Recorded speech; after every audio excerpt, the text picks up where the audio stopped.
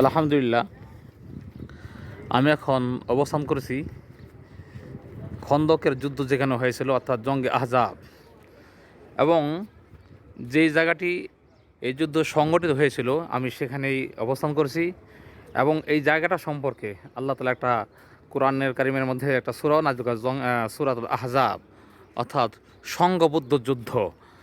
মক্কার কুরাইশ কাফের এবং মদিনার ইহুদিগণ তারা সম্মিলিতভাবে মদিনা মুসলিমদের উপরে আক্রমণ করার জন্য প্রস্তুত নিয়েছিল, এবং যে যুদ্ধ হয়েছিল সেটাকেই বলা হয় জঙ্গে আহজাব বা খন্দকের যুদ্ধ। এবং সেই স্থানটা এখানে এখানে তৎকালীন 60টা মসজিদে, অর্থাৎ সাহাবা কিরাম রাদিয়াল্লাহু আনহুকে আল্লাহ রাসূল 7 ভাগে বিভক্ত করেছিলেন এবং সেখানে 7টা মসজিদ ছিল।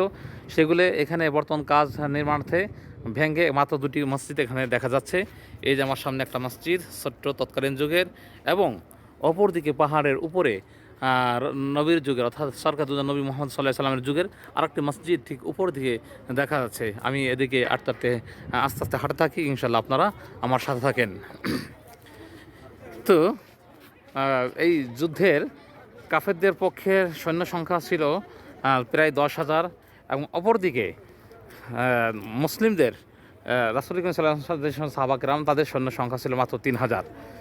তো যখন তারা সংঘবদ্ধ হয়ে উহুদের পাদদেশে তারা তাবুক গড়েছিলেন, এদিকে আল্লাহ রাসূল সাল্লাল্লাহু আলাইহি সাল্লাম তাদের মোকাবেলা কীভাবে করা যায় সাহাবা কিরামদেরকে নিয়ে পরামর্শ করলেন। ওই পরামর্শে হযরত সালমান ফারসি রাদিয়াল্লাহু তাআলা আনহু পরামর্শ দেন যে খাল খনন করার জন্য, চতুর্দিকে খাল খনন করার জন্য। আল্লাহ রাসূল সালমান ফারসি রাদিয়াল্লাহু তাআলা আনহুর এই পরামর্শ গ্রহণ করলেন এবং সাহাবাদেরকে তাদেরকে বন্টন করে দিলেন যে 10 হাত করে, 10 হাত পাশ, 10 হাত লম্বা, 10 হাত গভীরতা করে খাল খনন করার জন্য, যাতে করে তারা সহজে আমাদেরকে আমাদেরকে তারা আক্রমণ করতে না পারে। সাহাবা কিরাম রাদিয়াল্লাহু আনহুম তাদের খনন কাজ শেষ করলেন। এদিকে তারাও এখানে এসে তাঁবু গাড়লো। এক পর্যায়ে তারাও যখন এদিকে আক্রমণ করার জন্য আসলো, সাহাবা কিরাম এবং তাদের মধ্যে পারস্পরিকভাবে এভাবে প্রাথমিক পর্যায়ে একটা যুদ্ধের প্রস্তুতি দেখা দিল এবং যুদ্ধ চলতে লাগলো। ওপার থেকে তারা তীর ছড়াছড়ি করলো এবং এপার থেকেও তারা প্রতিরোধ করার জন্য সাহাবা কিরামদের পক্ষ থেকে পাথর এবং তীর নিক্ষেপ করা শুরু হলো।